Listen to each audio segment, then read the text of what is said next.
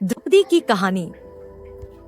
महाभारत की सबसे महत्वपूर्ण और सशक्त नारी पात्रों में से एक द्रौपदी को पंचाली, कृष्णा और यज्ञसेनी के नाम से भी जाना जाता था। उनका जन्म राजा द्रुपद के यज्ञकुंड से हुआ था, इसलिए उन्हें यज्ञसेनी कहा जाता था। वह अद्वितीय सौंदर्य और बुद्धिमत्ता की धनी थी, जिनका जीवन संघर्ष, अपमान और प्रतिशोध से भरा हुआ था। स्वयंवर और 5 पतियों से विवाह। राजा द्रुपद ने द्रौपदी के लिए एक स्वयंवर आयोजित किया, जिसमें एक कठिन परीक्षा रखी गई।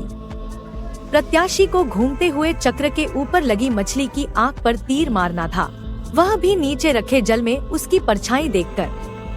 केवल अर्जुन ने इस कठिन कार्य को पूरा किया और द्रौपदी ने उन्हें वरमाला पहना दी।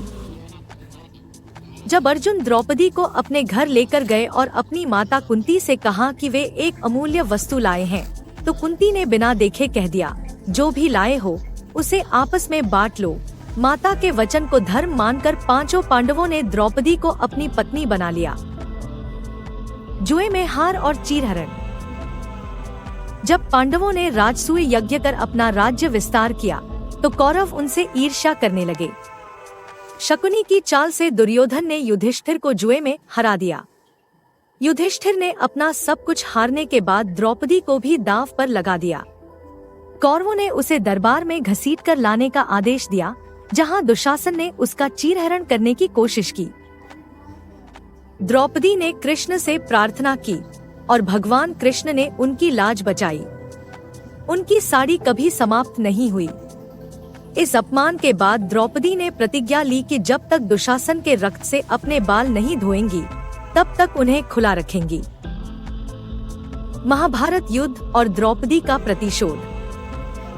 द्रौपदी का अपमान ही महाभारत युद्ध का सबसे बड़ा कारण बना। 18 दिनों के इस भीषण युद्ध में भीम ने द्रौपदी की प्रतिज्ञा पूरी करने के लिए दुशासन का वध किया और उसके रक्त से द्रौपदी के बाल धोए। अंततः पांडव युद्ध में विजय हुए और द्रौपदी को न्याय मिला। स्वर्गारोहण और अंतिम समय।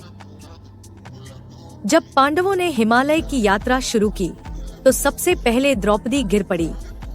जब भीम ने युधिष्ठिर से इसका कारण पूछा, तो उन्होंने कहा कि द्रौपदी का अर्जुन के प्रति विशेष स्नेह ही उनके पतन का कारण बना। निष्कर्ष। द्रौपदी का जीवन संघर्ष, त्याग और नारी शक्ति का अद्भुत उदाहरण है।